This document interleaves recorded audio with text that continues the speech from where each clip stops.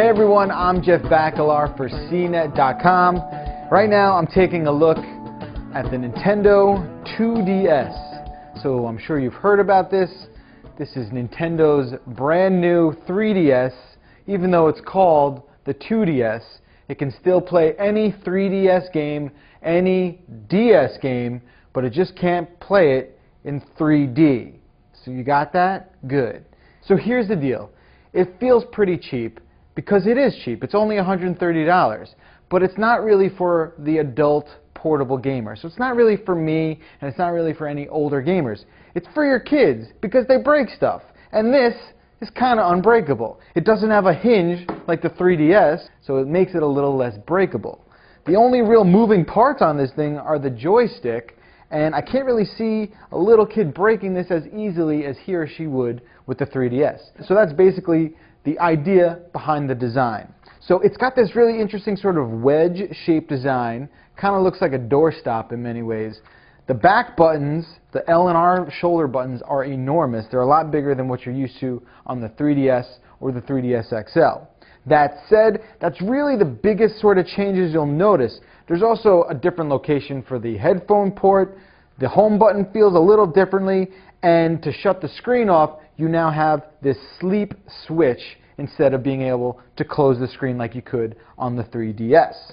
Around here on the side is an SD card slot, and Nintendo was nice enough to include a 4 GB SD card. What else is different? Well, they've changed the location of the joystick and the buttons. So if you recall, on the 3DS, they flanked the lower touch screen. On the 2DS, they are higher up. So when you're holding it, it does feel a little awkward. I'm not going to lie. It definitely feels a little strange. You're going to have to hold it with one hand like you would the 3DS to use the stylus, which is included here on the back. Other than that, like I said, not a gigantic difference. Here's something that's a little weird. Why does it have 2 lenses on the back? It can take 3D photos, but you can't see anything in 3D because it's for kids, and kids can't, they're not supposed to look at the 3D pictures because it, like, you know, messes up their eyes and whatnot. Nevertheless, you can still take 3D photos on the 2DS, which you can only view on the 3DS.